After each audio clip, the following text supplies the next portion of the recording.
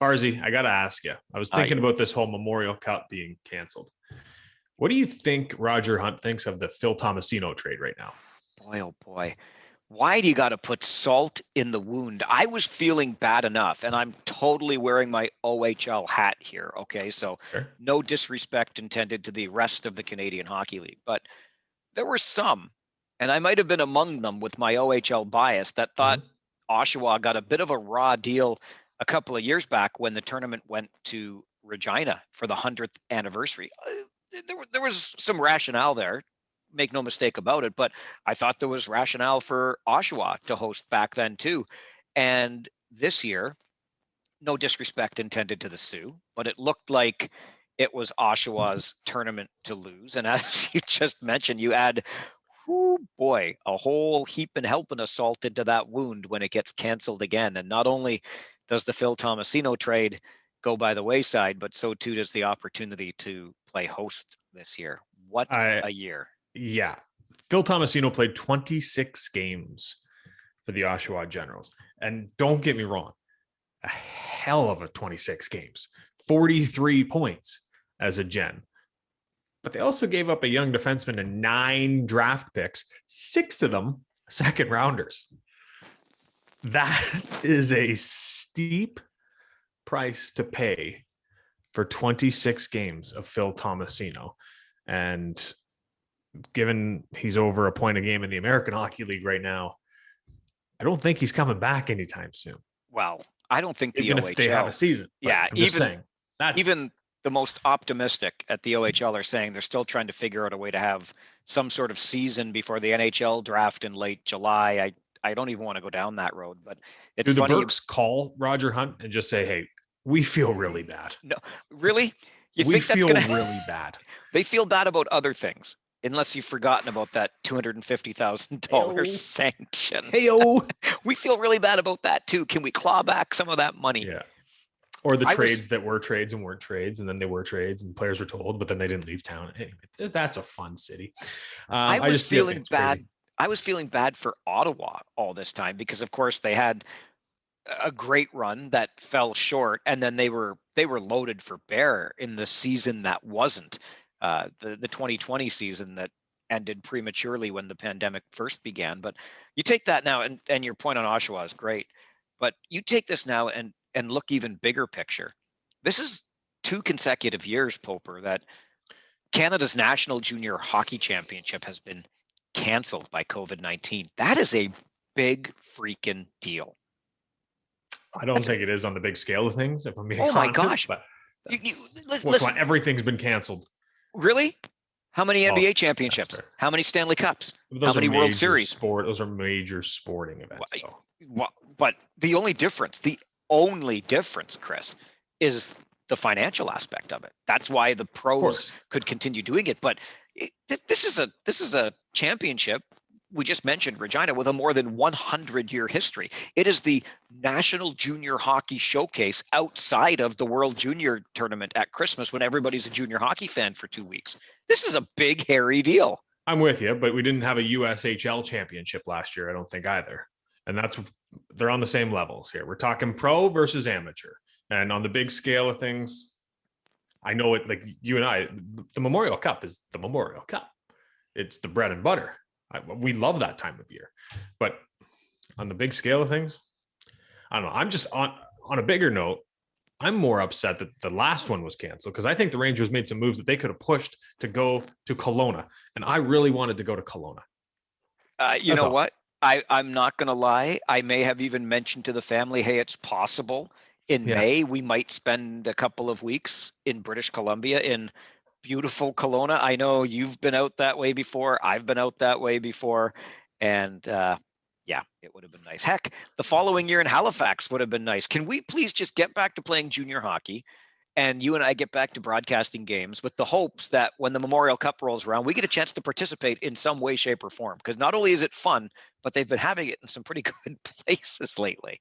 I just hope I get the chance to go to one. I've never been to one. Oh, my goodness. Yeah, I know. Well, I'll tell you what, next time it's in Ontario, no matter who's involved in it, we're going to make sure we drag you to a Memorial Cup. No matter even if that's in the Sioux, we're going to drag you up to the Sioux. It's better in May than it is in February. Trust me. I'll go to the Sioux anytime. Yeah, love it up there. Speaking of Oshawa and the Sioux and Memorial Cups, count them 1, 2, 3, 4, 5, 6 appearances in a Memorial Cup for our guest this week. Oh, I like it. Well done. How many of those ended up successful? We'll get into that real quick. Somebody, was that a sign just for the online video viewers? Exactly. Thanks for watching on YouTube. Make sure to follow us on Twitter at @Farwell_OHL and @_Chris Pope. Get in contact with us on Instagram, OHL Stories, and you can always email us farwellandpope@gmail.com. Leave a rating, subscribe, do things that we know that you either like or don't like what we do. And when you're using that email, farwellandpope@gmail.com, if you've got former player or somebody associated with the OHL that you want to hear from on this podcast, let us know. We'll round them up and bring them on. Absolutely. We're always looking for new names, and I'm just stalling here because I want to pull up the message. I sent a text before interviewing our guest this week, and I said, hey, we're getting Sherry Bassin on the podcast. Anything I should ask him? And this person told me, you're giving Bass a live mic? I hope you cleared your calendar for the day. Yeah, we asked one question, and what you're about to hear in the next 2 hours is the answer to that. No, listen, few tell stories, few have as many stories, and few tell them as well as Mr. Sherwood Bassin. He said in the podcast, there are 2 things I like to do, walk and talk. And he proved it over the course of the next 2 hours. 36 years linked to the Ontario Hockey League, a general manager, a head coach, and an owner. Again, 5 OHL championships, 6 trips to the Memorial Cup. We'll find out how many he won. He passed on Wayne Gretzky. Don't give that away. He drafted Connor McDavid. He traded Eric Lindros and was instrumental in the first World Junior Hockey Championship for Canada. Ladies and gentlemen, he needs no introduction, but he just got one. I know, but hang on. I wanted to throw in one more thing before we get to our guest. We promised to be quick because there's a lot of Sherry coming up. But have you noticed that Kyle Dubas, the former general manager of the Sault Ste. Marie Greyhounds, is just bringing in all the OHL talent to try to help the Maple Leafs win a Stanley Cup? Just thought I'd point that out to you. Okay. The article I read said, the acquisition of Nick Foligno joins the likes of off-season acquisitions like Wayne Simmons and Joe Thornton and TJ Brody. I'm like, OHLer, joining Mitch Marner and Jason Spezza and John Tavares and Jack Campbell and Travis Dermott and Alex Galchenyuk, and keep going through that Leafs lineup. More OHLers than any other NHL team. Does it pay off? I'm curious to see. Okay, that's it. Sherry Bassin was already growing facial hair by the time Joe Thornton was born. So that tells you how long Sherry's been around the game. Sherry Bassin. You know, Sherry, your name is synonymous with the Ontario Hockey League. Decades in the game, Memorial Cups. And one of the things I needed to ask before we get too deep into it is how a guy like you, with all these degrees, you got all these letters behind your name from the degrees you earned in school. How do you end up behind a bench in the first place, Sherry? Well, that's a good story. I came from out west, and I went to work for the legal division of Food and Drug. So I called up minor hockey because I had some success coaching kids up in the west. I had no idea they picked their teams in the spring. And so I got here October the 9th to work on October the 10th. I called them up and they thought, like, this guy's got to go for a brain study. What's he doing calling about, So anyway, I didn't do anything about it. Then I coached some minor hockey and I was success. I got in next year. I got asked and I won a Bantam championship. Then I won an All-Ontario Midget championship. And then I got in junior B and won there. And the Oshawa Generals are favored that particular year that I'm coaching junior B for Pickering Panthers to win the OHA, not the OHL. And they get beat out in the first round. And they have 16 last year players. Okay. So, I read about it because I'm living and I'm out here and stuff. And all of a sudden, John Humphreys, the owner of the Oshawa Generals, shows up at the university and the college to meet me. No prior appointment. Didn't set anything up.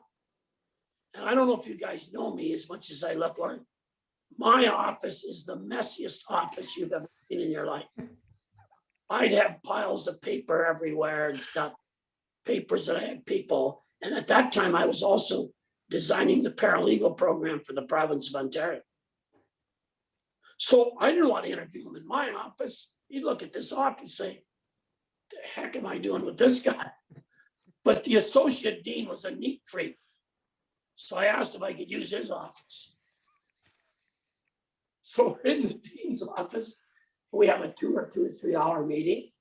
John just gets up and leaves. He said, I'll let you know in a short while. 2 weeks later, he calls me. He said, I'd like you to coach the Oshawa Generals. And because I had a pretty good reputation at the school and I coached some national programs to the chartered accountants and stuff in law, and they did very, very well. So they presented a schedule for me so that I could coach the Generals. So now I got to tell you this. So I think I'm the Scotty Bowman of coaching. That all, I'm thinking, hey, I've won everywhere, you know what I mean? So I take over the Oshawa Generals and I'm going through training camp. We had a long training camp and stuff like that, exhibition. Roger Nielsen just left that year to go to the Central League or American League. And I got to know him very well from before. And he came to me, he said, listen, you're not going to have a very good team, but you got a good work ethic. Just keep at it. Thanks, Roger.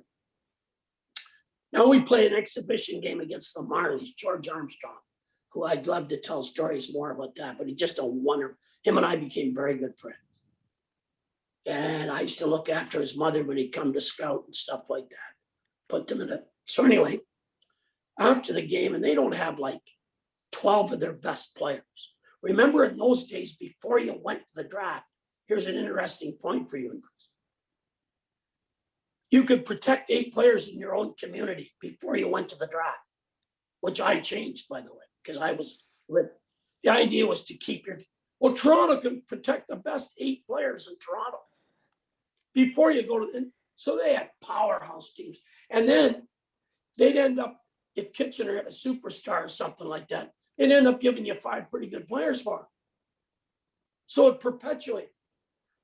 Because when I was going to draft Steve Conroy, they said, no, Toronto might protect him. I said, what do you mean protect him?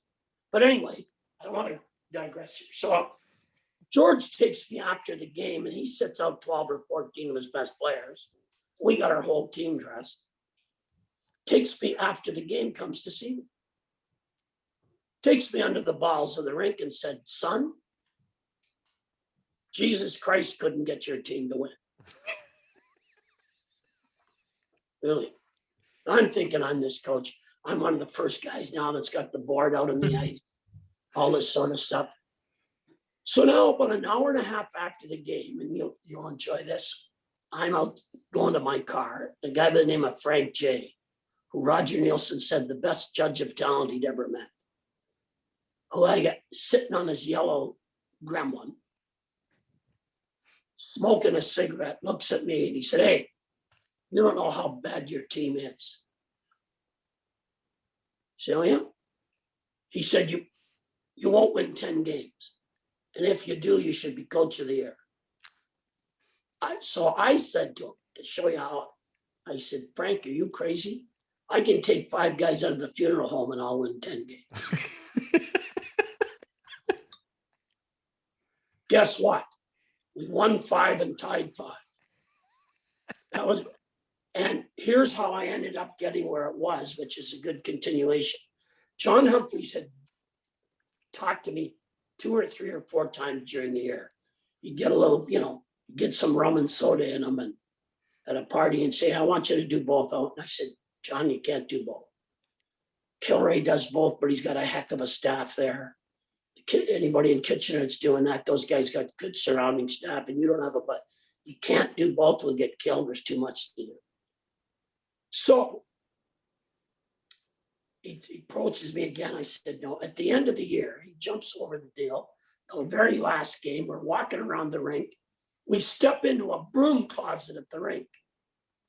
And he said, you're fired as coach. And I go, because I told him, don't trade for anybody. Let the people blame me. Don't give up draft choices, all this sort of stuff. And I'm giving it to him. And he said, shut up. Told me you can't do both. I'm going to make you general manager and governor, and we're going to hire a coach. And I looked at him because I thought I was this coach I went. I said, I'm going to try it for 2 years. If I don't like it, I'm going to go coach another team and come in here and run the score up. That 2 years ended up being 40 years. So that's for you guys. That's how I got started. Wow. What do you remember about that first year as general manager after you were fired as head coach? Story too. That's another story. So I'm this new young general manager that takes over and stuff like that. And we had such a bad team. We had an inter-squad game and lost. That's so so I was kidding the guys. They said, yeah, you got a lot of players back. I said, I hope some of the players can't find the rink. But anyway, we take over. And that's when it used to be a full midget draft, guys. It used to be a full midget draft, 16-year-olds. And you were allowed one minor midget. And you had to take them in the top 3 rounds. So, we know about Gretzky and stuff like that. We saw him play. We called up for 3 games with Peterborough Pete's. We're all there to watch that and stuff like that. As soon as Dick Todd started telling me, he's weak and he's pretty skinny. And right away, I knew he was a good player. So anyway, a long story short, I'm coming home and there's big rumors that Wayne Gretzky is only going to play 1 year a junior and go to the WHA. And I remember listening to people like you guys discussing and people were talking about the WHA was trying to make a name for themselves. God, we got such a bad team here. He's a minor midget. That means we can't get a minor midget. So we get everybody. And Frank really liked Tom McCarthy. And the minor midget we took, I'll think of it in a minute. I know his name so well. Who was playing for Burlington Junior B in those days, midgets and stuff played. And they had escaped from the Russian domination in Czechoslovakia, left everything and came here. Rick Lance, the Lances. And Frank really liked him as a minor. So I said, what do you think if we don't take Gretzky? And we didn't say this to anybody. And Frank was up for it. He said, hey, we can get McCarthy, and especially with what's going on. So now that's when we used to have the draft with 5,000.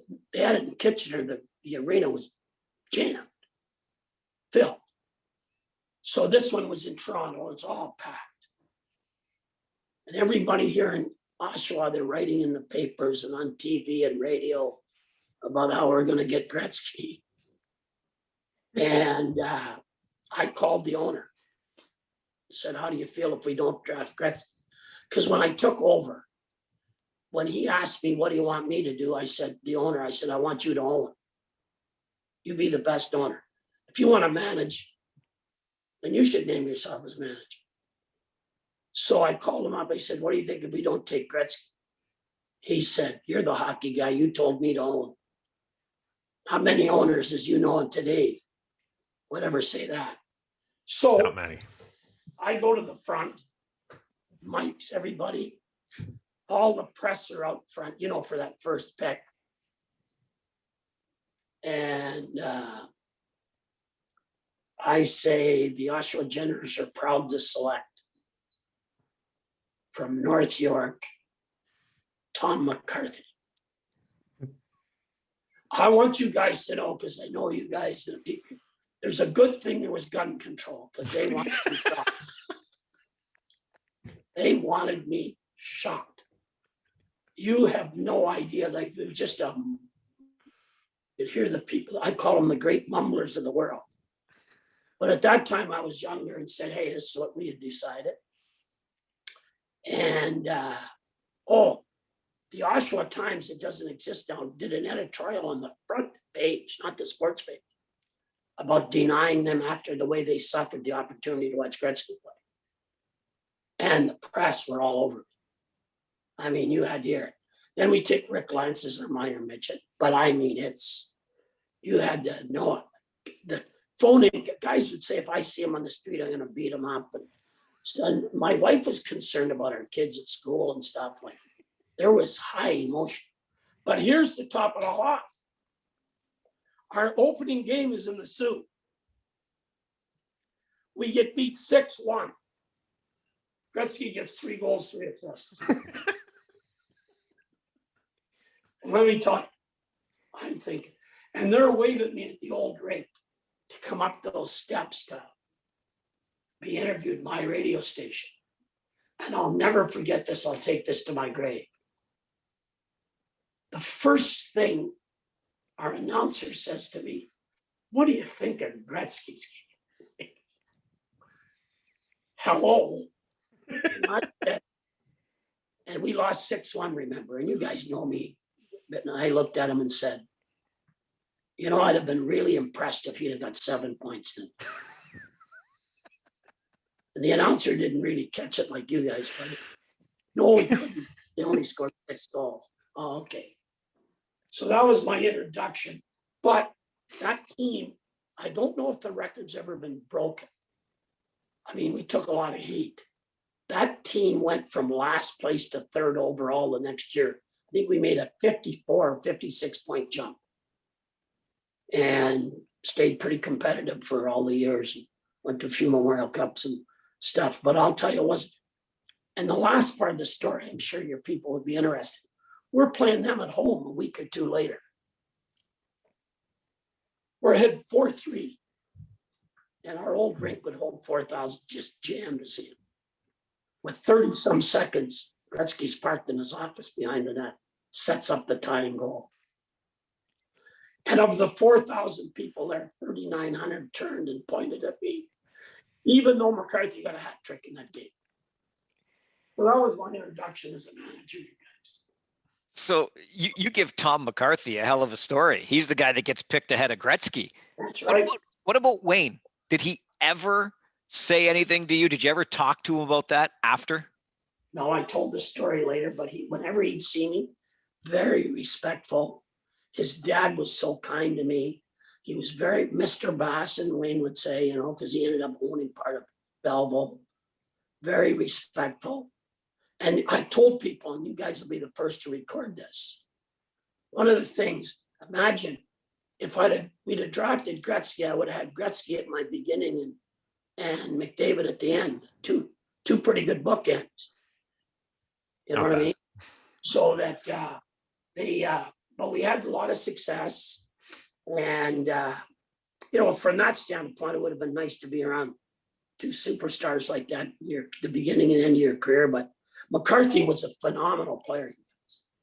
Like, he cost him, for his troubles that he got into, and he talks about them. I talked to Tom. Cost himself at least $30 million. He was 6'4", so smart, so good with the puck. I think he got 59 goals for us second year. Like, it's so sad about how he ruined his career. You talk to all the guys that played with him, said he's one of the smartest. And Lance. So we ended up, instead of 1 year with Gretzky, we had 2 years with McCarthy. He was picked by Minnesota, 8th overall or 6th. And then Lance went to Vancouver. We had him for 3 years. So we ended up with 5 years. But the first year wasn't fun for Sherry Bassin. Sherry, you mentioned a name, and I think we just breezed over it, and we really maybe shouldn't have. But you said you got some George Armstrong stories. I think we need to hear some of those.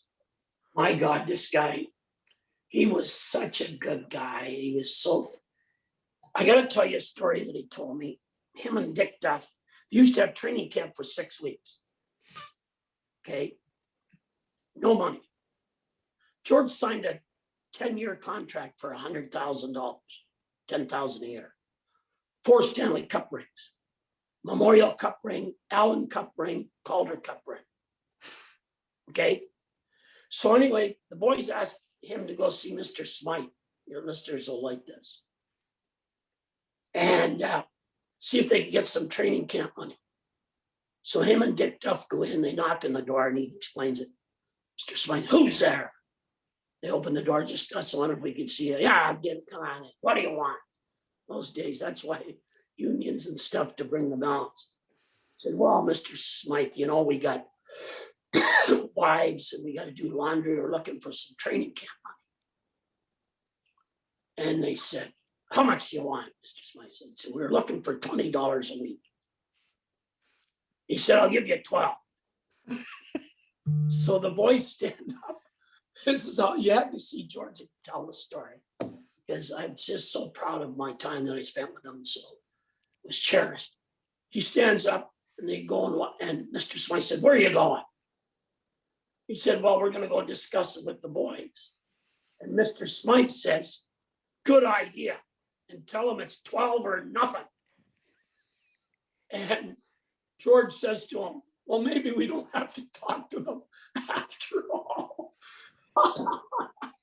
But George tells the best story. He got $6,000 in the signing bonus. This I can tell you too many of them, but this one. And $10,000 a year. Mr. Smythe called him and said, what are you going to do with your money? So you're going to buy 3 lots in Sudbury and build some houses. Mr. Smythe said, are you crazy? Fall off the roof and ruin a $100,000 career? Give me your money, I'll invest it. He bought Maple Leaf Garden stock. And 25 years or so ago, George sold it. God bless him, he's passed away, 25 or 30, sold it for $250,000. And he said, this is a quote, if we can say it on the air, hell with those guys, Cher.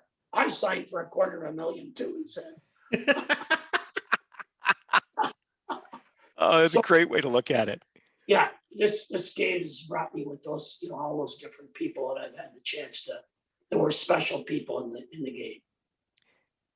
Following the Oshawa Generals, Sherry, you had a real nice run in Sault Ste. Marie, but you were in the Sioux when the Gens won that Memorial Cup in 1990. Your fingerprints, though, were all over that Generals team. You should have, if they didn't send you a ring, they probably should have. But that Memorial Cup also goes down in the history books as perhaps the best ever. What did you think of it? Well, first of all, there was a very, very good team in Kitchener. They won in overtime. I think even the round robin game went to overtime. I'm not sure. I might be mistaken. Let me tell you a lot about that, because I want to tell you about how the national junior team came into existence. I think what happened. But anyway, John Humphreys offered me a lifetime contract. While I was a tenure, I was commissioner for a year. I'd been governor. I was manager of 2 gold medal teams in national junior hockey. I mean, there were all kinds of things that I was involved in. I did the first contract junior hockey ever had with the NHL. So a lot of stuff that was going on. And I was just going to take a year off. John Humphreys was very mad at me. He offered me a lifetime contract. I said, John, of all these things, you know what I mean? And my family now are I got kids that are 10, 11, 12, 13 years old. And I just made this decision. I was going to take a year off and do some things. And then the Sioux were going to lose their team. A guy by the name of Esposito had them, were selling it. It was going to move to Detroit. So they had a savior team thing. I went up to talk about it on television. And I made a remark in those days. If I ever managed the Vancouver Canucks, this is before all of this, cell phones and stuff. If I was managing the Vancouver Canucks, I would have had an office in Toronto. So anyway, I take over the Sioux. We're so bad. But anyway, I was at that Memorial Cup. And 19 of the players, as you pointed out very well, I had something to do with. And I watched that team win it. And people came up to me and said, before the game, you're pulling for Oshawa to lose. I said, I'm not pulling for Oshawa to lose. Like, I was a big OHL guy too. I said, this is a great thing for the OHL. 2 OHL teams in the finals. Well, of course I want them to win. And as you pointed out, there's a lot, 19 out of the 20 players. George Armstrong was the only one that I wasn't part of that they traded for that Frank did. So that was an exciting moment for me. I wanted that, and won a game. Just like this last basketball game between Gonzaga and UCLA. And that hockey game that you mentioned, Mike, that hockey game, winning it is the true definition of the ecstasy of winning, and the agony of losing. That game that the Generals won, because Kitchener left it all on the ice. And just like I said that out about the basketball game that just finished in college basketball, that hockey game was the true definition of the agony of losing and the ecstasy of winning. And the agony of defeat, is the term that they. So I go to the Sioux, and it turned out to be a fluke because they sent me a ticket to fly in to interview me, and I got to the airport and said, "This is stealing money. I'm not moving to the Sioux." And I called Jim McCauley, that just recently passed away, and he said, "Get on that bloody airplane." And so they said, "Well, why can't you do it like you said if you had the Vancouver Canucks?" So I took over the Sioux and I put Air Canada on the ice, and they gave me 35 round trip tickets to fly to the Sioux. It's part of the deal. And that's how I took over. And there's a story there too. There's a real story there. Because when I took over the Sioux, they wanted everybody fired. Newspaper had a headline, "Clean sweep." Clean sweep. Radio was talking about Teddy Nolan was one of them, wanted everybody fired. And I'm not that way. And I said, "Hey, we got to take a look at this team." That's another team. Couldn't beat the Sisters of Minerva. I mean, they were back. And so and what happened was different people got parts of the team to own it. Like if you put up $10,000, you had to go with a group of 10 others. And for $100,000, you could invest with one. So they were all talking clean sweep, and I didn't like it. I didn't like what was going on there. A whole bunch of people marched down the street with a petition, supposedly 10,000 names, but that could be exaggerated. And so I called a meeting with all the top people and said, at the hotel, I brought them in and I said, "Give me your definition of a good coach." Nobody said a word. I said, "Give me your definition of a bad coach." Nobody said a word. I said, "Let me give you my definition.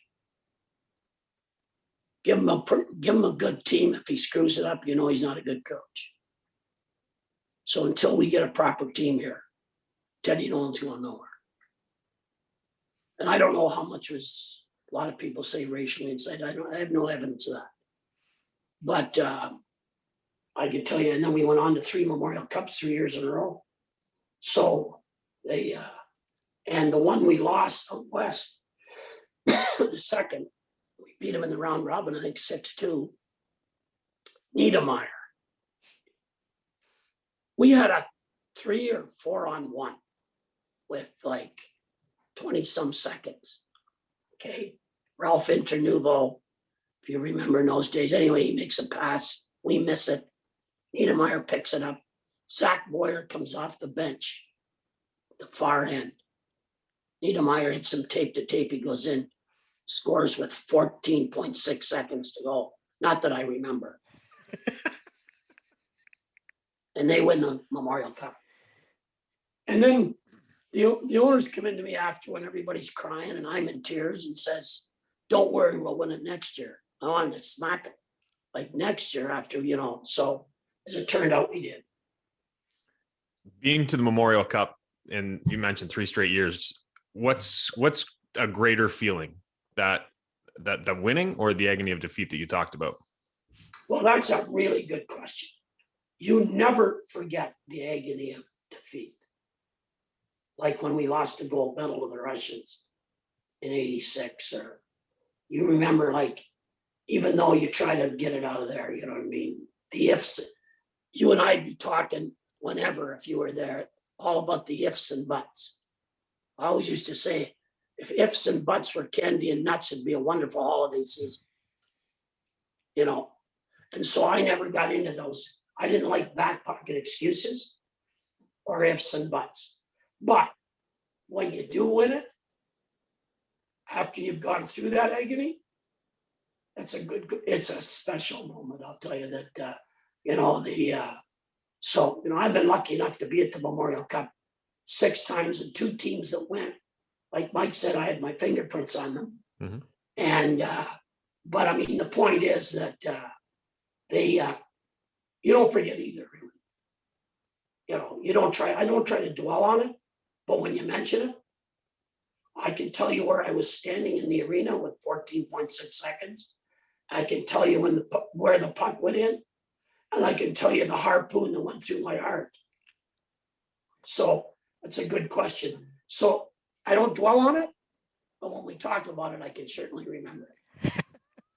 There were a few things you mentioned kind of just in passing, Sherry, that we need to get into a little more deeply. Commissioner, the national junior team, part of that first gold medal team in '82. But I wanted to ask about, and then this contract, let's start there. The first ever contract between the OHL and the NHL. What did that look like? Why was it necessary? I gotta tell you, you guys would like this. So I'm named commissioner, interim commissioner. We're looking for, because I'm looking. So I automatically become a member of the Canadian Hockey League. And we all had stars. We had the McCarthys at that time, Kitchener, you can go on and on. They were a key part of it. When you get into the playoffs, if those guys lead you into the playoffs, it's a big part of your budget. So I'm at a meeting with the CHL meeting, wherever we are, and I said, like, what's the contract we have with the NHL here? Because I'm hearing rumors about McCarthy's going to go, and you guys, So Ed, God bless him, Ed Chinham, who's passed away and did a lot for junior hockey. So we don't have a contract. What? We have a handshake. A handshake. You guys know my personnel. A handshake. What happens if this guy passes away or something? We don't have his hand anymore. Somebody else's hand. Well, don't worry. Don't worry about it. Are you kidding me? So I asked for a meeting with the NHL. I'll never forget this. And I called them up, and then I called Ed. They're going to give us a meeting in June. This is in the spring. Mr. Ziegler, we'll have a lot of respect. He's a very respectful man. In Montreal. We go in the night before, we're talking about it. We're at Gibby's Steakhouse in Montreal that night before, having a big steak, and good. Thanks for that expense account. Whatever. And so anyway, I'm saying, listen, it's 2:00. And I said, this is pretty important. And I prepared some notes. So we go to the meeting, and they're very nice. The assistant vice president, you would know very well, Mike, just slipped my mind. He's from Montreal. Should have, anyway, we make our presentation for 10 minutes, 15 minutes.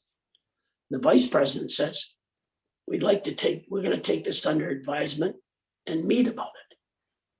I think, take it under advisement. That means we're going to be discussing this for the next year or two. And I asked if I could speak. And if you know me, this is one of my most difficult moments because I like talking and walking, pacing. So we're in this boardroom, Mr. Ziegler's at the end, and they said, yeah.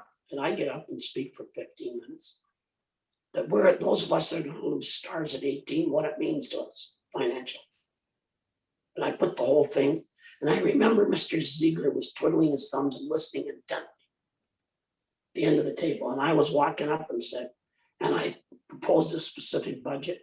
And if you got 2 rounds of the playoffs and what that does to your budget. After 15 minutes, he looks at me and he said, how long will it take you to put that on paper? He said, we're having an owners meeting in Toronto in first week of August. I said, I'll have it done. So I went to work and prepared this whole document. You know, and you're going to give it to owners, an explanation of what's going on, what this means to us, put in there about referee development, minor, all these kind of things. And structured a financial aspect of it. And so I said, and I was the big guy. If anybody in Kitchener is mad at Dave Branch playing me, because I was predominant in hiring him. So anyway, I had the document all done and finished, and we had our meetings the same time. CHL brought every owner in. And I presented it to all the owners. And they said, let's send it across the hall right now. And there was some talk they should take it back. And I remember a Quebec owner and a Western owner stood up and said, no, this does not go anywhere. This has been proofread. I know Sherry. We got to present that to them. So we presented to the owners. They voted on it. Then I did when that ran out in 5 years, I did the second one.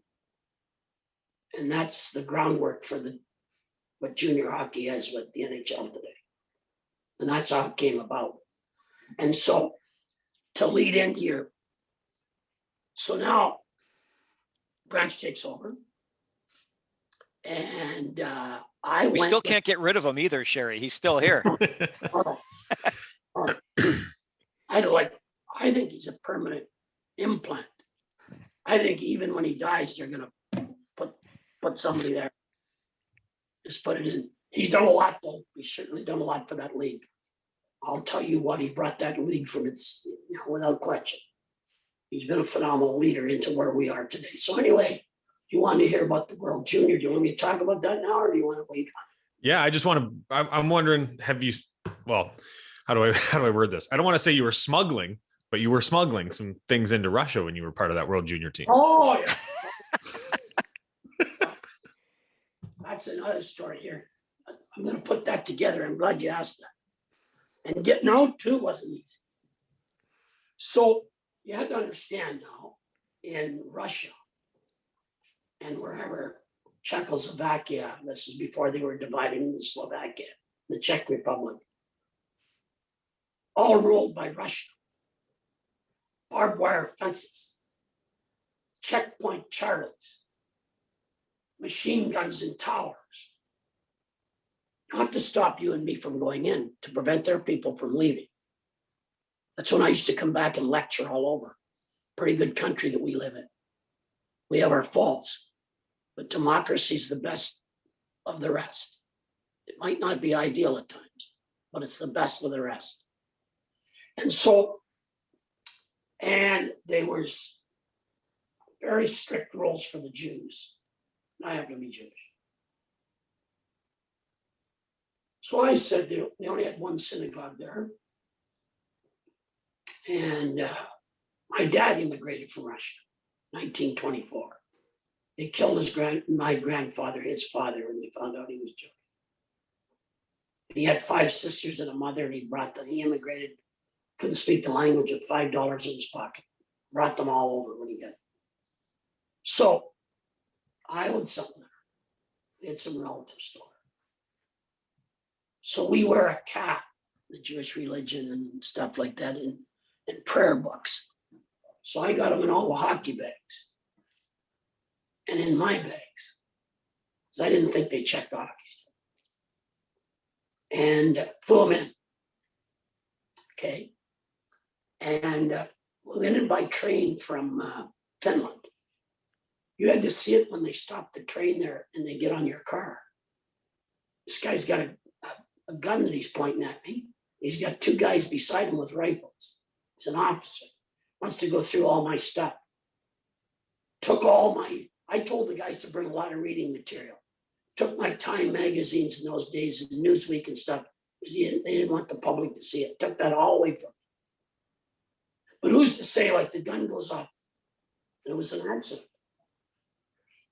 We get in there too, and we couldn't, because it's an interesting story. And I had all this other stuff.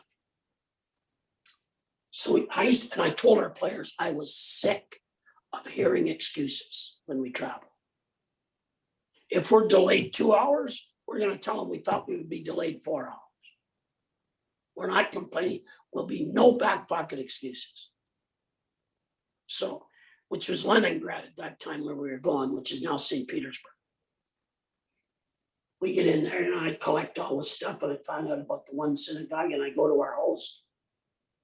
And I said, hey, I don't want to take this cardboard box full of stuff that's, oh, he said, Sherry, I can't take it there. So I said, well, get me a cab and tell him where to take me. Cab wouldn't go there. Dropped me off a block away. That's how they were concerned about being watched. And I carried it, and it was pretty heavy. I carried it away, set it down, brought it in. They thought it was a KGB officer when I walked in the synagogue. When they saw what it was, because there was like 4 to 6 people with one prayer book. So I tell the story mainly because how lucky we are to live here with all its faults. And when you saw there that how the people, I could tell you, we could do a whole hour just on that. I could tell you stories about, being interviewed by the press here and that, KGB watched me because my comments on CBC and so it was an amazing experience. And then we got so suckered by the refs, and I don't ever like to blame refs because that's a tough job, and I don't look for back pocket. But we're playing the Russians. It's 1-1. We're coming down the ice. We got a 3-on-1. And a whistle goes, but offside, and it wasn't offside. But this whistle goes, and we stop. They pick up the puck and go 4 on the goalie and score. And they count the goal. Because the whistle was from the stands, they said. And you guys know me well enough. I wasn't the guy to be around for quotes after. So anyway, but it was a big deal. See, the refereeing there, to referee a world championship over there, it was a big deal. They didn't have the experience over like we had over here. So I don't want to demean them too much. What was it, Sherry, that helped our national team gain the prominence that it has? You were there at the beginning. Yes, I was. That's a really good story that I think you'll enjoy. So the president of CHA said, Sherry, we're going to come up with this national concept. What do you think? I said, I'm ready for it. Oh, I'm so glad. He says, are you kidding me? Of a national team? Absolutely. He said, we've got a lot of pushback on the junior teams when we first mentioned it. I said, well, I don't know why. Are you kidding me? This is in 1982. So we go to our meeting, and if I'm correct, and you guys can do your homework, I think there was 12 teams at the time. And I'm the governor for the OHL Generals, even though I'm not the owner. So this concept is presented where you're going to lose your stars for a month. Never heard of before. Teams, and some guys, like the one year when I had Tanty and Andrechuk and Sorella and Sidorkovich and Schmidt all played in the NHL on one team. So, and there's a number of others. I think we had about 8 guys on the team who played in the NHL. So anyway, we're sitting in the room, and this concept presented. They're going around the room. They come to me. The guys were saying, my players aren't going. We're not presenting. And it was highly emotional. And they're saying to me, they said, so are your players going? They come to me. I said, yeah, my players are going. And it erupted. Like guys were 3 feet from my face calling me, traitor, and you're not even an owner. You can't make decisions. And like, it was highly emotional. And they went around the room again. And they came to me again. And I said, you're damn right my players are going. And I stood up, packed my stuff, and I said, and I looked at one of the owners. And I pointed at him just like I'm demonstrating to you. And I said, if your son had a chance to play for Canada's national team, would you let him go? Death silence in the room. I grabbed my bag and said, I'm out of here. And walked out of the room. And we ended up agreeing to do it. Who was the owner? Pardon? Who was the owner? Actually, I can tell you. That's what a good journalist is about. You've stepped up, but I mean, he's still alive, and I hear he's quite ill right now. I try to get in touch with him, but I remember him right within 2-3 feet of my face, just screaming at me. And can you imagine if we weren't part of it? Can you imagine that, what this, I don't have to tell you guys. You guys are, talk about it, discuss it, dissect it. And so then they named me part of the management team. And we hadn't been in the medals for years. Guys. Because we sent teams over. Mm-hmm. And one team we sent Peterborough Pizza, we fortified it with Lance and Cicerelli and stuff, and got beat. But anyway, and I went over as a delegate. So now, which leads me to the point that when Mike introduced that question, I hope I'm not going on too far here, but I'm trying to, you guys are such good guys. So now we go to Minnesota. First time we got our national team. And I remember we had a training camp in Winnipeg. And Minneapolis was hosting it at the old Met. But Winnipeg paid money to play 3 games here in Winnipeg. Okay.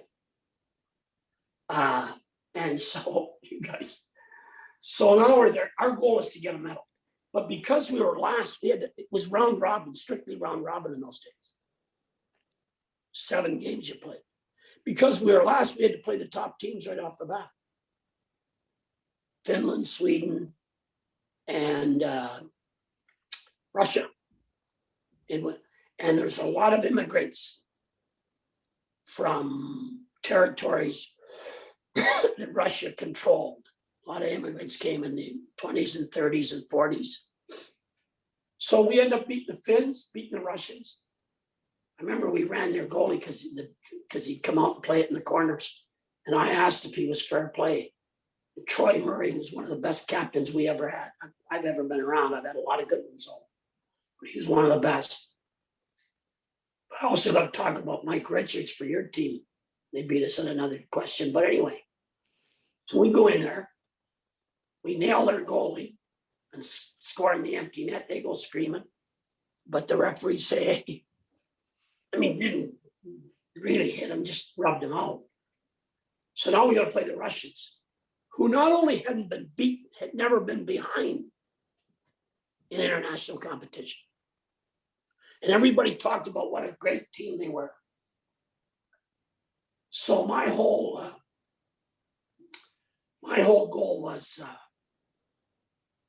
I didn't want to hear their national anthem. They always played. So I went to the players and said, I'm so sick of their national anthem. I can't stand listening to it. I respect anybody's, but I don't want to listen to it. Anyway, I think we beat them 6-0. I remember people in the stands crying. And with 2 minutes to go in the game, the guys are all yelling on the bench, we ain't going to hear that Russian national anthem tonight. We ain't going to hear that Russian national anthem tonight. And so here's a great story you guys will like. The day before, we were playing on Saturday afternoon in Winnipeg. And we had to play the Americans with Van Beesbrook in the net. Sunday night. And we were taking a bus. Take a bus. Because they never thought, So I went to Bob Strum. We were both sharing the management, and I said, we got to change this thing. So we went over and talked. I went to the vice president of the CHA, said, we can't be taking a bus. We won these first 2 games. We're in the running here. And he said, and we never had coats. Like, no, you need 3 suitcases with all the stuff they get. We got a blazer. Because we had to cut bellows because the doctors wouldn't give him a good clearing for that team because he was injured. Couldn't guarantee us that he'd be healthy. And you had to name your team, and that's your team. Like you name it 24 hours. I remember that like it was yesterday. So we go over there and find out that they'll take this DC3 or whatever it is. In those days, can you imagine? It was $3,000. They give us a box lunch.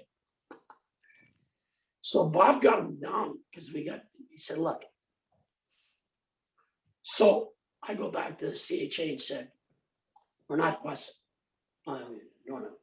He said, well, you better find whatever, $2,600 or whatever it was. The guy did it for Canada. Because that's what it costs. And if you're getting on the bus, I'm going to the airport. So he agreed to it.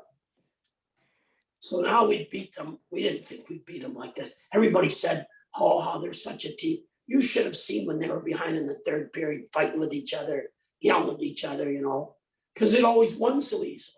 Of course, so we go in there. The Americans, they got about 13,000 in there, all with American flags and stuff.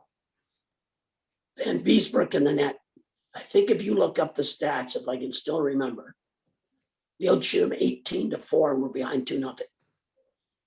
Van Beesbrook stands on his head. We end up winning 5-4. And they hit the goalpost to the crossbar. Talk about inches. No, we're undefeated. And then one of the biggest problems in a round robin that you'd play a couple of teams then that really weren't very, very good, and you have to play them. Like they're not a country anymore, like Zaire or somebody would have a team there, or whoever. And I don't mean that demeaningly, but I mean they just didn't have a program in hockey. And you win those games so easily, you're worried about them. Because the final game was against the Czechs, when there was all one country. Guess what? We win the other 2 games. We go in there. All we need is a tie. And I'm also on the bench. And we play the Czechs. The arena. You guys don't have an arena with such little capacity where we're playing 90 minutes out of town. Because they had the Swedes playing the Russians at the Met, because that's who they thought would be playing for the gold medal. One payphone. Now we're playing for the gold medal. A whole bunch of press show up. No cell phones. No cell phones. So they got to pick. So they decided Strings put in 2 or 3 other payphones for people so they could file their stories. We are ahead. So, this is the story you guys will like. So I go to Bob Strum and said, you think we can get a gold medal before the game? Because they had them all out there in a case, security. So we get off the bus. Strum says, come on, we go to see the guy. Is there any possibility we can get to borrow one of these gold medals? He said, no, can't do this. Strum says to him, you want the bloody Russians to win the gold medal? Because that was height of Cold War, the U.S. and Russia. Want the bloody Russians to win this? That's what he said. Not bloody sounds demeaning, but you can't win this for 10, 15 minutes then? Guy looks around, grabs one out of the case, gives it to me. I go in the dressing room. This is after warm-up. And I look at these guys and you guys, and I said, I'm waiting now because that was part of my job to talk to the team and stuff like that. And the other rule we had, when guys came back with different things they wanted corrected, you had to narrow it down to 3 things. Because the coach can't be telling them 8 things to do. 3 main things that we better watch for. So we're all sitting there, and now we got an honest chance at the gold medal. And the Czechs were formidable opponents. They had Dudacek and those guys. So anyway, got the tension of the room. So I said, how many of you guys have won a league championship? How many of you guys have won a provincial championship? A couple hands. How many of you guys have won a national championship? I think one guy really won a national championship. Something made me a midget or something. How many of you guys have won a world championship? Death silence. As I said that, I took the gold medal out of my pocket. And I said, this is what you get if you were to win a world championship. And I said, if we don't win this game for the rest of your life, you can tell everybody you were 60 minutes away from winning a gold medal in the world championships. And I go to take it in front of them. And one guy was going to touch it. I said, you can't touch it. You can't touch it until you own it. You want to touch it, you own it. Put it on. We come flying out of there. We scored 2 goals. And anyway, it ends up, and I'll never forget this. There's a couple of anecdotes. I hope I'm not going too long and stuff. But anyway, it's 3-3 tie with 19, 20 seconds to go. Habscheid's on the ice taking the face-off. He loses the face-off, and they get 3 scoring chances in 10 seconds before our goalie freezes the puck. And I yell over at Dave King. I said, put Troy Murray out there. He'll win this thing.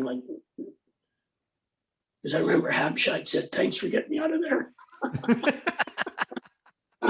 Troy Murray wins it. I still remember the puck going behind the net, wins it into the corner. Buzzer goes, we win the gold medal. Because they weren't prepared, they didn't even have the national anthem act. Because if you look at the clips, guys line up on the blue line, go side by side to sing "Oh Canada."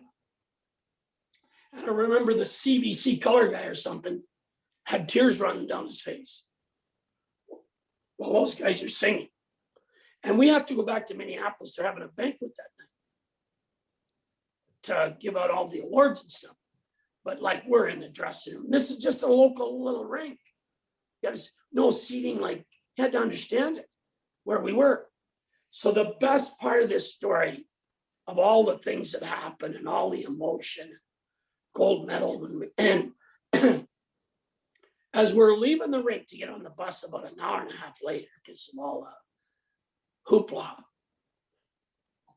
one of the Zamboni guys that works at the rink, who brought us lunch in a brown paper bag, ripped a piece off with that, and says as we're coming out, some guy by the name of Trudeau from Canada called you guys. Had no idea who he was. Our prime minister, no idea who he was. This is an hour and a half. He called at the end of the game. And he had a phone number to call. We called it back, and there was nobody there then. And we got on the bus and went back to the banquet and flew out the next morning with a gold medal. You mentioned the name Mike Richards. Obviously, you would have gained that respect for him as an opponent. He in Kitchener, you at the time in Erie. Why did he leave such an impression? Oh my God. He's one of the best leaders because I can tell you exactly the story. The year they won. They played us in the first round. First games in Kitchener. We win in overtime. Come back to our place, we win. So we used to go 1-1, 1-1. Geez, we steal a win here or something like that. This is going to be a big upset. Kitchener beats us in overtime. Mike Richards scores the goal. was so dominant, you have no idea, in that game. I thought they dressed 5 Richards. Every time I looked up, he was either giving the puck up or getting the puck. I mean, you had to see the way he played the game with his heart and soul. Come back and beat us, go in there. He was responsible. He was involved totally in every single game. He created the wins. He put that team on his back, and they beat us in 6 games, beat us 4 straight. And that leaves an image. I have so much respect for that guy, for what he was about and what he was as a person. You know, I always tell my players, it's people who win championships. There's a difference between assembling talent and assembling a team. Much different to put that team together. And, you know, think about it. And so what this guy did, and I knew right away, is John Stevens, who was also one of my best captains ever. I had a number of them, who was coaching in LA, and he was a head coach in Philadelphia. And when they traded for Richards, there was other people in that trade. I'm just trying to remember. I said, this guy knows about it.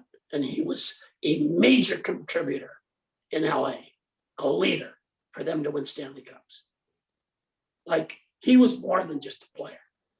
And when you find that out in a person, and as a competitor, you could see it.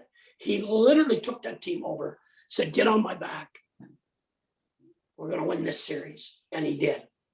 And it's not bragging if you can do it.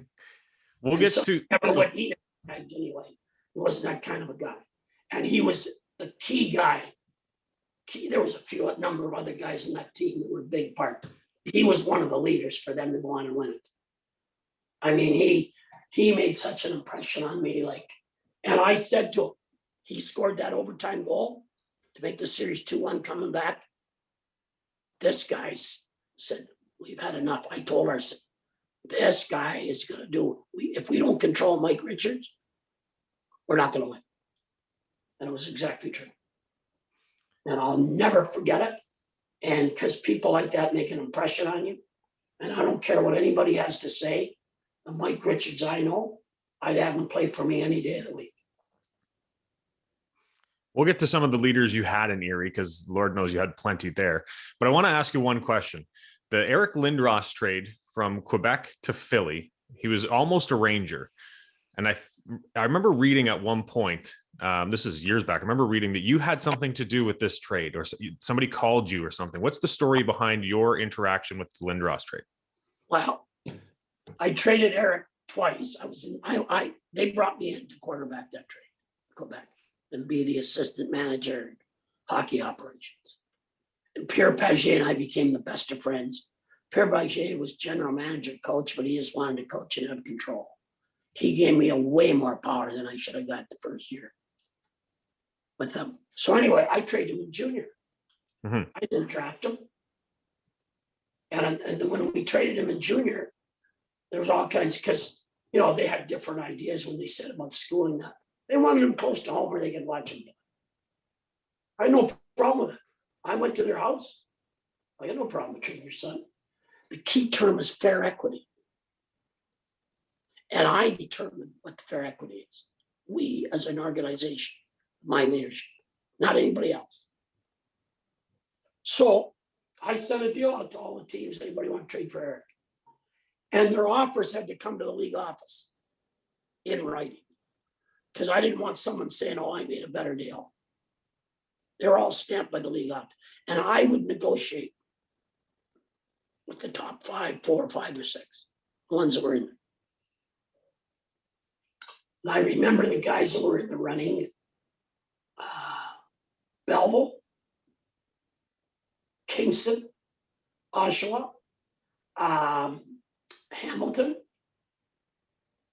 There's one other team. Anyway, and then I negotiated with them. And everybody thought I just left Oshawa Generals, and then I knew the players in Oshawa.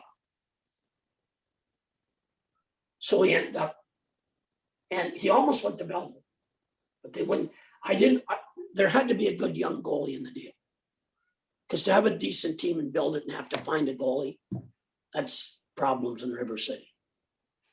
So we wanted that goalie out of their young goalie out of Belleville. They wouldn't give money, but Oshawa would give us Leonard Uzi. But I knew all the players there. I knew the Denemy kid, who I think was from Kitchener. He was. Yeah, that we got, Oshawa. I just loved him. What a spirited, oh my God, I loved him as a player. But I knew all the players. I was part of drafting them. I knew their backgrounds. So we ended up getting 6 players. First pick of their overage next year, which we got Basillo. Got some decent, good cash and 2 second-round picks. And it was the meat. So now we're at the Memorial Cup and stuff like that. Pierre Paget is there. So now they got limits. We end up winning the Memorial Cup. So Paget calls me and said, hey, Mr. Obu doesn't really want to trade him, but I think we got to study it. And I'm traveling or something like that. And I stopped in Quebec City, just meet Pierre. And he said, what about coming here as an assistant manager? And quarterback the trade for Lindros. So, we talk about it. All of a sudden, I get a call. He said, can you fly in? There's a ticket for you. Can you fly in and meet Mr. Obu? I remember it was a Friday. And so I flew in there and I was meeting him in the afternoon. And I went in, Mr. Obu had an office the size of your rink. It's such a big office. But anyway, he was sitting on a chair eating a grapefruit with his foot up. I remember this in detail. And I walk in, they send me in to see him. And he looks up at me and Sherry, very, very welcoming. What happened if I tell you I don't want to trade Lindros? I said, well, what happens if I tell you you could get players, draft choices, and money? And he said, I like the money part. So I said, but this is going to take, you're going to have to go through every team, their farm teams. This is a big project. This isn't something. So, and because like Pittsburgh had players and draft choices, but no money. Toronto had draft choices and money, but not the players we wanted. So you had to identify the teams that had all of it. I think it came, even though there was a podcast that said there's 20 offers. That's like, there were nibbles, but they weren't really in it. There was really like 5 or 6. And as you put it, so we get down to it, and we've identified New York, Philadelphia, Montreal. We had to get Patrick Waugh if we were going to do Montreal. And to have him there, Vancouver, and I think Chicago, maybe LA too, at the time, I'm not sure. So this is what's going to happen. This is what we want. These are the players we want. Mr. Obu is going to do it. But we had to define players that had to be part of it, not to agree. We had to have their first round picks, and there had to be cash. You guys will like this story too. So then we find out that he's kind of made a deal with both teams, Philly and New York. But then when it went to arbitration, the way it was worded, and we made the deal with Philadelphia. So now, Bobby Clark, who I watched play for the Flin Flon Bombers, so far we go back, who's a really good guy and highly competitive. We know about his career. So we make the deal, and I remember we're having this get together. These 5 players we got 15 million US dollars in those days, when the dollar was 71 cents. 2 first round picks. So everybody's up clanking wine glasses and about 20 people in the room there at the back after it's finalized. I'm looking this thing, I'm looking at the paperwork, and I'm looking at Philadelphia. They don't have 2 first-round picks the next 2 years. They're missing one. I said, hey, and I tell the guys, what the hell is going on here? Well, I call Bobby Clark. And Bobby's so mad at me. He's yelling at me and swearing at me. And I said, Clarky, let me make one statement. If I was working for you, would you want me to thoroughly look at this? I'm not interested in your first round pick 3 years from now. I'll be gone, likely.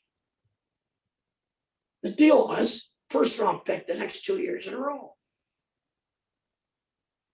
So we go to arbitration, and Philadelphia, if I remember correctly, was allowed to protect 5 players, and then we could pick a player from anyone else. And so I told the guys, look, these people like to spread rumors.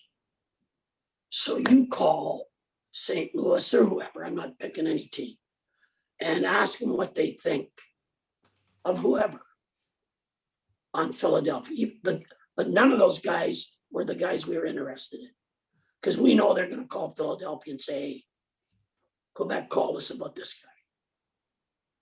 So we had more rumors going around about guys that we might want that we weren't interested in. We wanted Chris Simon. He played for me, and he'd come around, quit drinking and all those sort of things. And we needed, because we had Forsberg and Sakic and Sundin after that trade. Forsberg, Sakic, Sundin, and Reach were our 4th center. In those days, Decent. Yeah. And you had to have guys that make sure we could take care of things. And we ended up getting Chris Simon. So we ended up with 6 players. The 2 first rounds separated and 15 million US cash. And that's in question for that. And 2 years later, won the Stanley Cup. So that first deal you orchestrated for Eric is, of course, when you're in the Sioux, you make the deal with Oshawa. And we touched on his name earlier, but I'd like to go just a little bit deeper on Ted Nolan, the success he had at junior, the success he had beyond, and of course, blackballed to this day. What can you tell us about Ted? Well, here's the deal. I told Ted, I used to tell assistant coaches, you're not going to be the head coach here unless the head coach dies or goes to a better job. The assistant coach's job is to support the deficiencies of the head coach, not take advantage of it. So once I got to know Teddy, he was a real players coach. Boy, the players loved him. And he could pick out personalities. He had an understanding. And all those people wanted him fired and all that sort of stuff. You know, I don't have proof about the prejudice that I thought was there, but you could certainly suggest that was part of it. So then I knew that he was a player's coach, but he needed to learn the game technically. So Danny Flynn just got fired from Belleville. And I called him up. And he was the head of technical hockey for Nova Scotia before. He knew the X's and O's upside down and backwards. And I liked the way he coached. And I thought it was an unfair fire. So I called him. Come up here and be the associate coach and assistant general manager. My theory was, if we don't have enough money, let's give him a lot of titles. And I said, Danny could be a stepping stone. He was unbelievable. He put the power play and the shorthanded together. And Teddy became much better technically. And Danny Flynn became a better players coach. And they really melded together. And then we had a midget coach up there, Zook, who nobody was using, used to keep winning championships all the time. And we brought his mind in there too. because I believe in all those people that can contribute. I don't care who you are. I was one of the first guys in Oshawa to hire a goalie coach and stuff. So, and then Teddy, we went to 3 Memorial Cups in a row. Then Teddy got these opportunities. And Buffalo called me. And they met with me for at least 2 or 3 hours, their president, everybody. As a matter of fact, the president said, I'm not looking, told his wife I was standing beside her at a game, said, you thank the guy you're standing beside. You got the job because Sherry convinced us. It's enough. And it turned out, and it's really sad. I don't know how much of a contribution Teddy is to this, but this guy, as long as you give him the right assistance and the right support, Mike asked the question. He's a coach because he knows guys, you know, that and some of the things he'll put to the players. Like we had a guy on our team who was a top scoring player in Sioux, and he'd shoot the puck high all the time in practice and give it to him. We're in playing the Kitchener Rangers, and like we're both vying for a top spot. This player fires the puck in warm up and hits the goalie in the mask. Came in after, didn't make a big deal, and take your stuff off. One of our top left wingers. Said, we've been on you all the time, but not shooting that puck high in the goals. Didn't dress him for the game. Because he did it very quietly, no big deal, no screaming. Take your stuff off, you're not playing. And I'm standing beside the kid during the game. So this is a lesson I had to learn. So those are the qualities that he had to get the players, you know. He's working, I used to meet with him, he's working with the power play in Buffalo. He said, you guys have kids? They all said, yeah. He said, you know the book Find Waldo? When we got the power play and we got 5 and they got 4, find Waldo.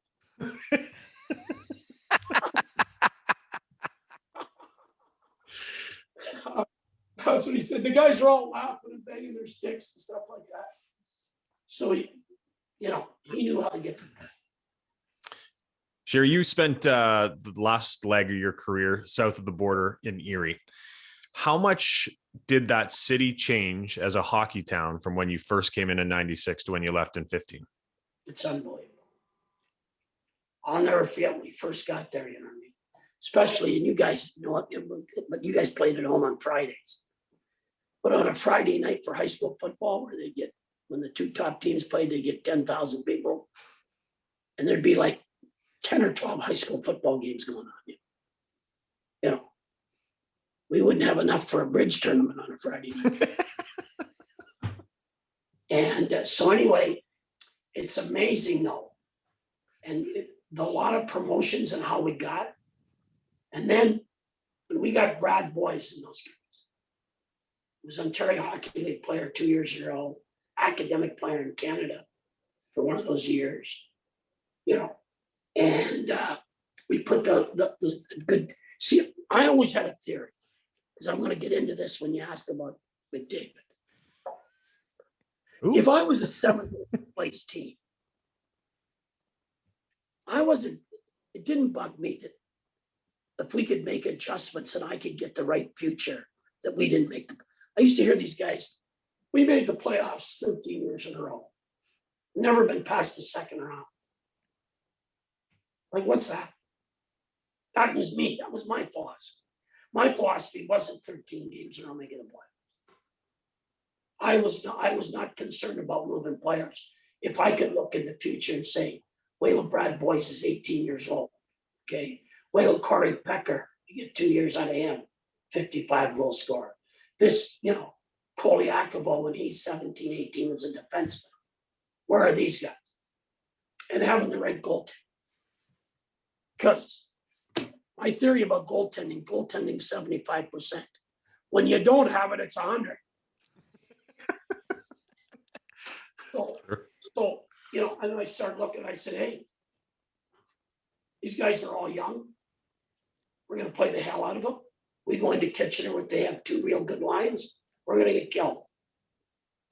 But we're not changing that. We're not bringing a couple of guys in to change that just to make the playoffs. If I thought it was realistic, we could be pretty good and get a run for the roses with this team. Now, we started this, and they tailgate there. They go to the baseball field and tailgate, get 1,000 of them in there for 2-3 hours before the game. They get into the sauce, like they're like 3,000 people when they get into the game. And if you're not wearing our jersey, they don't like you no matter who you are. You could be Moses. They didn't like you because you didn't have our jersey on. And our glass, if you guys remember, Mike, too, our glass was, you knock a guy in the glass with flail and stuff, which I didn't mind because that real hard glass with concrete, you'd run a guy, could get injured. So they'd see that. And my God, that crew on a Saturday night, when we play the Rangers or whoever, London, we get some good crowds in there and they get going. And when we started winning, then they wanted to be part of it. And our prices were realistic, which they had to be in American money. So, and then when Boys and those guys, and we went to the Memorial Cup, and I mean, they had a parade in town, fire trucks and everything else, just for winning the OHL championship.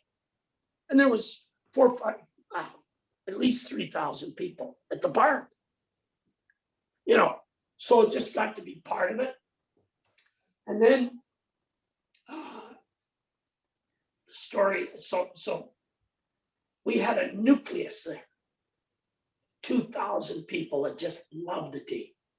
And in there you had to put like, we had Shriners Hospital for physically challenged people and kids.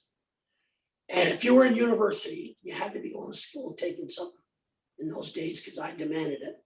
Because my theory was we weren't going to have hockey bums after high school.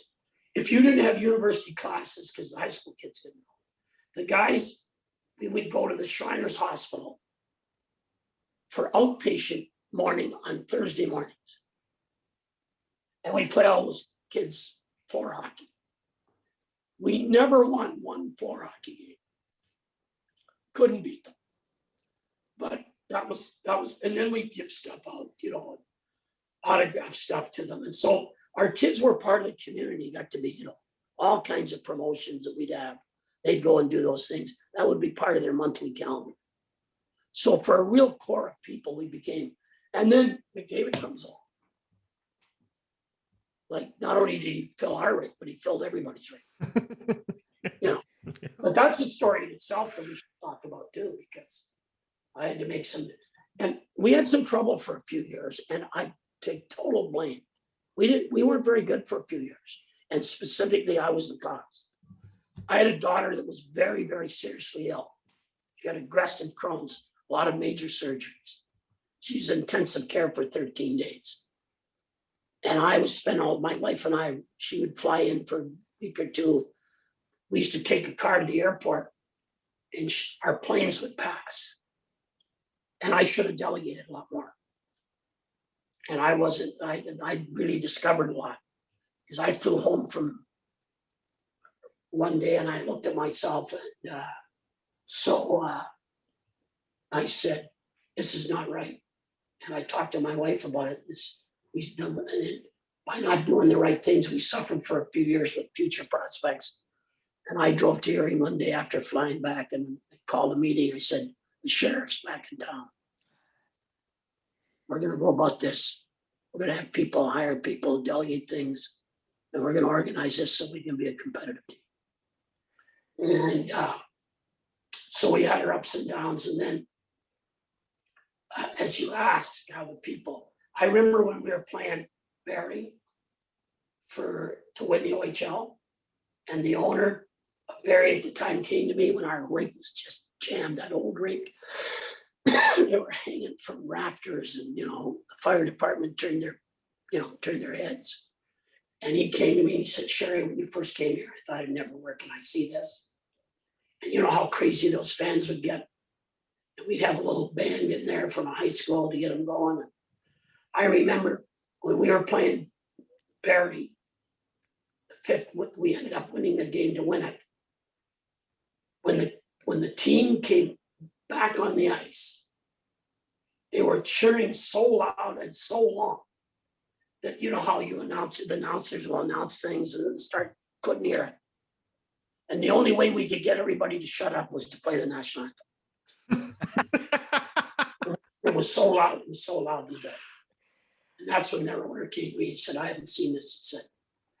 And then, fortunately, a guy like McDavid came along, and we find a guy like DeBrincat and, Strome, a number of other guys. And they ended up, last year I wasn't there, but they set a junior record, 4 years in a row, 50 wins out of 68. It's the first time it's ever been done in junior hockey. And so, I don't know if I'm going too long here with you guys, and you guys are such good guys, I don't take advantage of you, but the McDavid thing it's a real story. Okay, and it has to be told, obviously. I'm gonna leave that one for Chris, not to set that up, because you mentioned another name, Sherry, that I think we need to learn a little bit more about, and that's DeBrincat. Because here's a guy that I could see eye to eye with in a rink, and that's not saying much because I'm 5 foot and a little bit. Yeah. You find him late, and he gets to the league, and everybody says, he's too small. He's not going to score like he did when you found him. And everybody said the same thing in the NHL, and all he does is score goals. How did you find Alex DeBrincat? And everybody said, wait till McDavid leaves. And he'll never be in anything. Matter of fact, in your area somewhere, somebody wrote a column about that, or didn't do a column about that, but mention it. We'll see how good he is when McDavid leaves. And then he got 51 and 55 2 years in a row. Without McDavid. So anyway, here's the story. I go up Sault Ste. Marie, Michigan.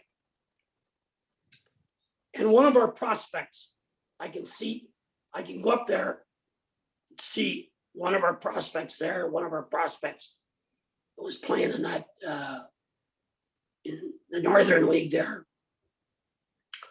And I had a chance on a weekend to see both these prospects. So I got to the Sault with our chief scout, Hal Penny, who's a hell of a scout and a really good person. So we go over, and Friday night they're playing in Sault, Michigan. And you guys, I don't wear socks. I think I wear loafers and don't wear socks in the winter or anything. Well, I think how dumb it is. Put socks on, then you got to take them off at night. Why would a guy waste all that energy? So I haven't worn socks except when I put my runners on and stuff like that, or pair of skates on. But anyway, I know I don't even wear them in there. But anyway, we go up there. It's snowing. It's cold. And I say to our guys, like, I'm in the car when we pull into the parking lot in Sault, Michigan. I said, this prospect of ours better be a good player. He'd be up here in this weather and stuff. I said, I'll be all over you guys like a blanket. So I get out of the car, no socks on, it's my shoes and stuff like that. And I'm not totally dressed for it. I should have been. Grew up in northern Saskatchewan. So we get out, go in the rink. Team is from a private high school it's the under 18 program that they have in the States. High school team from Chicago. So I knew the coach. He played for Lake State when we had the good teams in the Sioux. He had a cup of coffee with Otto. Good guy. I said, you got any prospects here? Just before the game, because I know them. We're up to watch Sault, Michigan play with our prospect. So I got this kid that's going on a scholarship to Massachusetts, University of Mass. So yeah, I look at him, 5'7", just to show you about, like you and I talk and everybody talks about, and we're both not very big. So I say to my guys, typical college prospect, 5'7", to show you how stupid I can be and shoot my mouth off the wrong time. So we go up in the stands sitting there, and I was upset about the prospect. The coach who was coaching the team, he had smoking a cigarette, his running shoes were dirty, and he had ashes all over. You know, I'm not condemning him, and God bless him, he's a good guy, but I have a certain code of ethics I expect when you're going to be around young kids that you have to demonstrate if you're their coach or manager. So I'm talking to our staff about this. I said, we get up in the stands, out comes this high school team, and DeBrincat's on it. He comes down, does 1-2 on the defenseman, goes around him, 1-2 on the goalie, how's your mama, and puts it in the under the crossbar. Oh, I watched the game. DeBrincat plays left wing, right wing, center on the defense on the power play, gets 3 goals, 2 assists. Nobody in the rink. Nobody in the rink. So it's good that you asked about this. So holy moly, I said, and I say to Arby, where's this guy? And he was from Detroit area. We knew about him. We knew about him. Like, did any? Like, are my eyes? Like, do I have to go to an optometrist? Or is this guy, okay. So 20-minute periods, guys. 3 20-minute periods. And they're playing the next morning at 10 o'clock. So we go home. We go back to the hotel where we're staying at, get up. Don't get up in time much to at least maybe have a cup of coffee or something, or a cup of tea. We take with us, go to the rink. Nobody in the rink. And they're playing. And he's outstanding. So at the end of the game, the guys say to me, where are we going to have breakfast and stuff? Or lunch? I said, I'm going to that DeBrincat's dressing room. I'm having lunch with him. Let's get that straight. I said, oh, you can't do that. You can't do it. 10 hours from home. Are you kidding me? I can't do it. I come all the way up here. We got this guy. So I'm still a pen and paper guy too. I still like to write things down and give me. So I go to the coach, ask if I can meet with him. He said, absolutely. So we come out and he's a wonderful young man. I said, listen, what are you thinking of doing? Because I knew it. He said, how do you feel about playing in the OHL with Connor McDavid? I had more guys coming to Erie to play with Connor McDavid you could ever believe. But I knew he could. He said, I'd think about it. Oh, give me your phone. I got the program there. I get his phone number, get everything. To show you about playing, they played Friday night, 20-minute periods, Saturday morning, and they had to get going because they were playing in Wisconsin a game Saturday night. And so I get a hold of him, and I want to meet his parents. Monday morning, Jeff Jackson, who's a partner with Bobby Orr, calls me in the morning to show you how small a world. You guys will enjoy this. And says to me,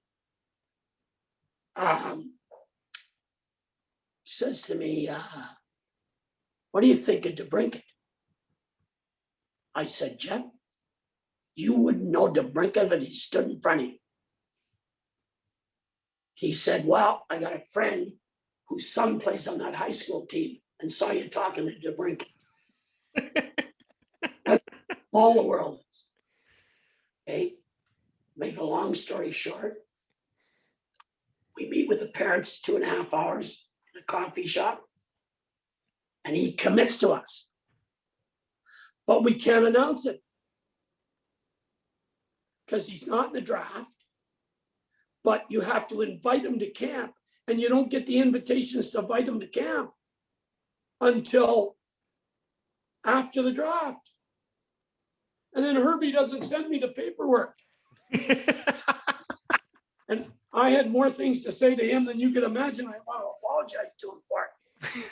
What I was saying to him, finally they get the stuff to us. We got to send it to Chicago. We got to have him sign it, overnight it. Then we can put him on our roster to sign it, to invite him to camp. And once he's invited to our camp, we can sign it. And that's how we got it. And that's a great story. And I had two NHL guys, I won't mention them, I know you were going to ask me names, who told me he'd never play in the NHL. And I never talked to coach that way. If I was recommending you, Chris, or somebody, I just tell them about you as a person. So you guys have seen him. Your people have seen him play 15 times. If you don't know whether you can skate. So when they told me I'll never play, so you like this story. He went to Chicago and scoring all those goals. And it was Christmas time, and I ran into one of those guys that I'm a friend with. I said, can't find a break. I looked through every American League team, every Eastern League team, and I can't find him. Where is he?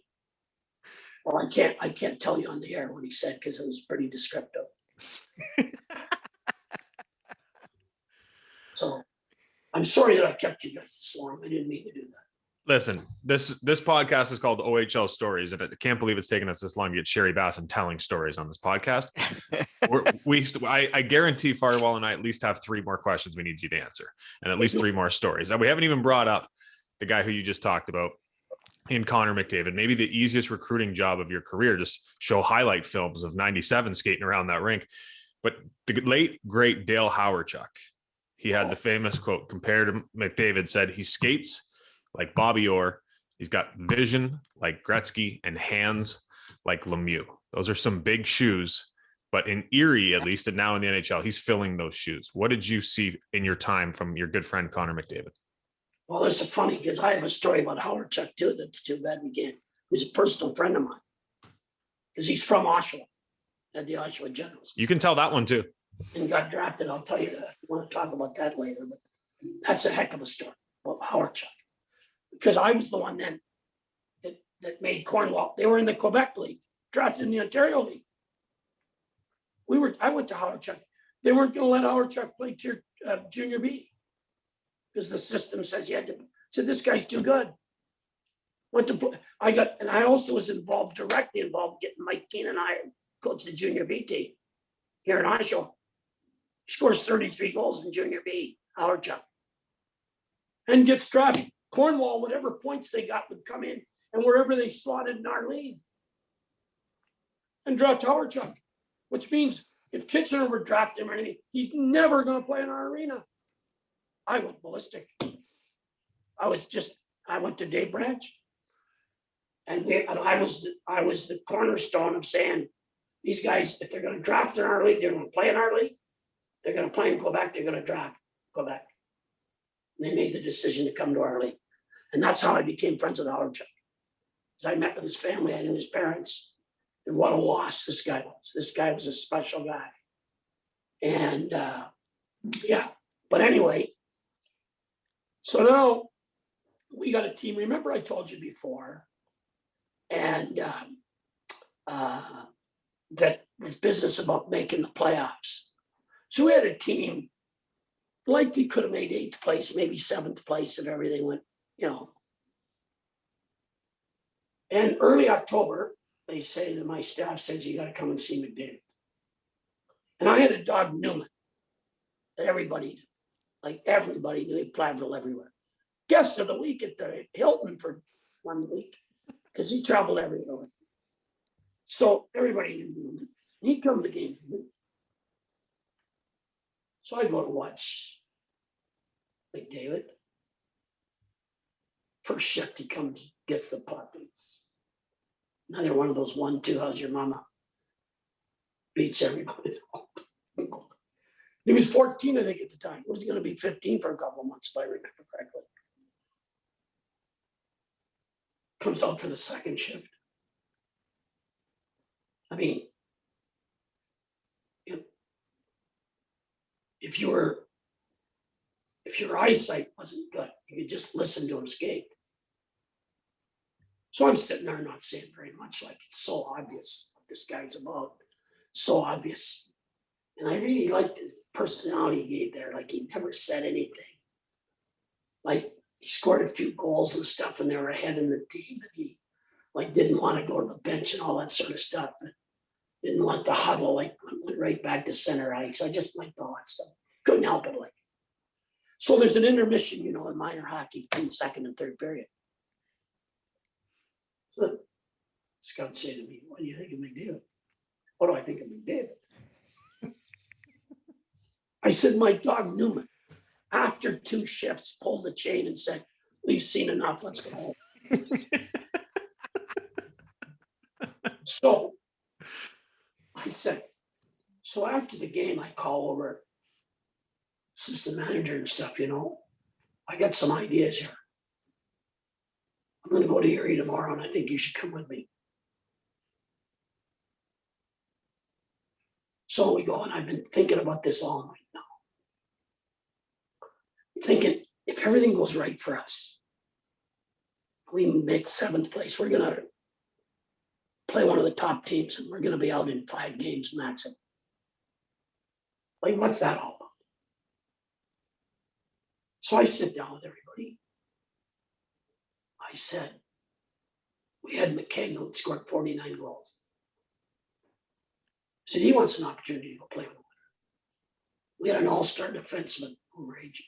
We had, you know, 4 or 5, 3 or 4 really good juniors. So I think I'm going to trade them all. I said, "What?" I said, "I think we're going to trade them." "Well, I won't make the. What's this deal about making the playoffs?" I said, "I don't know if we're going to get McDavid. We may not. But we're going to put ourselves in a position to maybe get them." And Robbie Fatorik, who's a really good guy and a good coach, said, "Well, you don't want to win then." So that's not true. If you're going to win with all these young guys we get, and I want lots of draft choices, and I want them for the future. I don't need them next year. I want to be in a position that when this guy's pretty good. So we traded all those guys, and we ended up in last place. And that's what we got. So those teams that went out in the first round or second round, they didn't get the prize we got. You're not saying you tanked, are you, Sherry? We didn't purposely lose games. We had a tough time winning with the roster we had. And so, you know, I decided, hey, and it turned out that we got lucky. And I told Robbie and those guys, you guys aren't threatened here. And what we can teach these young guys this year, you can come back and help us. And we were so young that we weren't going to be good the next year until we got people learned and people got into their second and third year. And so he was the cornerstone, and and it got to the extent, and I'll tell you exactly about this guy. This guy's, you have to see the way this guy prepares himself in the summer or during got to see how focused he comes to my charity golf tournament. We're going to raise over $1 million this year. It's for orthopedic research and arthritis research. Because I've had 3 hips done on each side and both shoulders transplanted. So brings his own food, salad, chicken. And you got to see him how he prepares in the summer.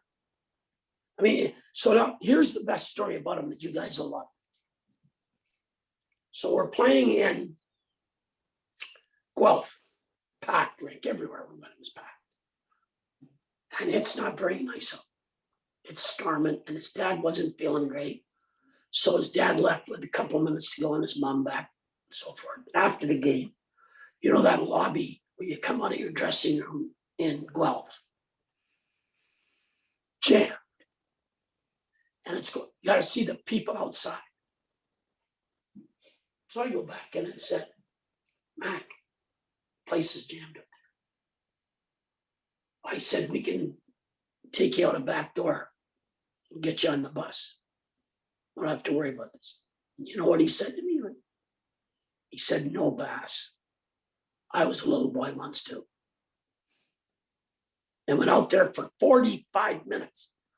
And finally, I have to be the bad guy. Like, we're playing the next night. Team boss is just sitting there waiting. Yeah, the guys, all the guys were visiting with their families, so they didn't care. We haven't eaten our post-game meal yet and stuff like that. And I come in, we got a bloody game. He's signing all the way out. And that's what he's about. Like, this guy's, he's not, obviously he's gifted, but he works at it. You got to see. Went to his house. It's 27 Celsius or 28 Celsius. They ring the doorbell. Garage door goes up. He's in his roller blades.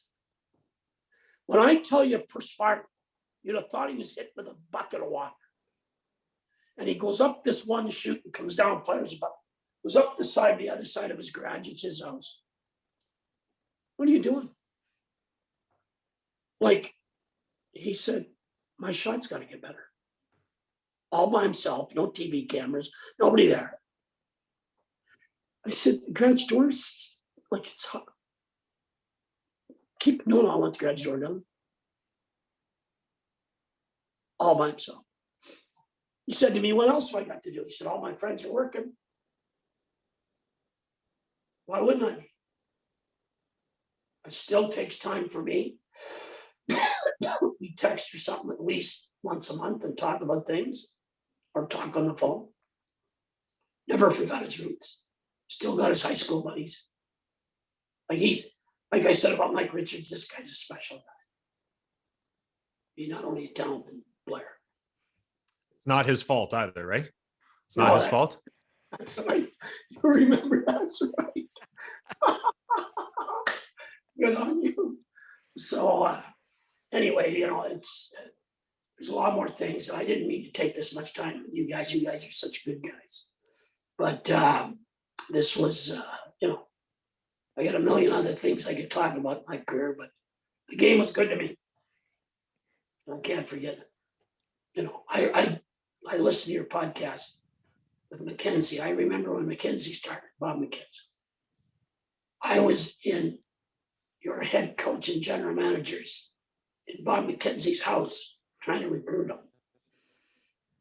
So, and I'm going to be 82 in August, but I walk 3 miles every day and I do all my stuff. And there's a lot of guys that look up the obituaries hoping I'm in it, but they hasn't been a happy moment for them yet. So I'm pleased. And I get to discuss with good people like you guys. Well, you make sure you hang in there for the sequel. We'll get you back again, Sherry. I didn't mean to take all this time on. Sorry, Sharon. I know we've taken a lot of your time. I just got to ask about one more player really, really quick. And I do this to Farwell all the time. No. If you got time, I got time.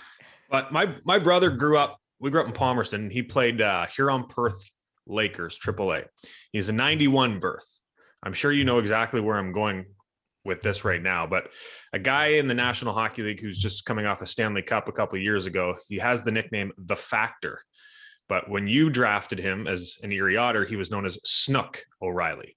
What do you remember about Ryan O'Reilly and his training habits? Whoa, if you got 2 weeks. Wow, this guy is so special to me. And I still in touch with him. We still tell each other we love each other. It's the same with McDavid, all the guys, strong. This guy, when you talk about preparation, you have no idea what this guy's about. That's why when he left Buffalo and they said about his character, are you kidding me? You look up character in the dictionary, they got Snoop's picture, Ryan O'Reilly. This guy, nobody understands. They said his feet were slow, so he ran in water in a lake. He would work out. He would run these steps up the side of this cliff. Exactly what I was asking him. Like with a clock for timing. He would work out in the morning and then and do weights. And him and his brother, what was a 7th round pick or 9th round pick? Won the scoring. he had 87 assists, his brother, or something like that. 80 some assists. And so talk about competitive. Here's a story for you people that follow you guys.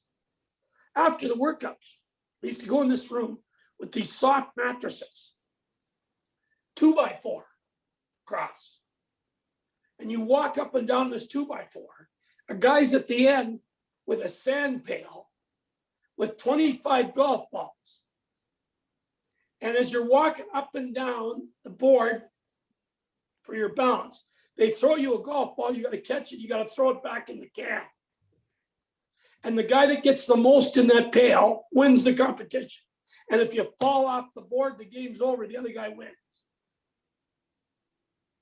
This is after working out all day. And then we skating at night, just all morning, demanding workouts. His father's really good at designing this and good mentally. I'm watching him do that. And Ryan loses the first game, jumps off and hits the cinder brick wall and said, "We're going again." And his brother just smiled. I mean, this guy is so special for what he is. He wasn't drafted till the second round.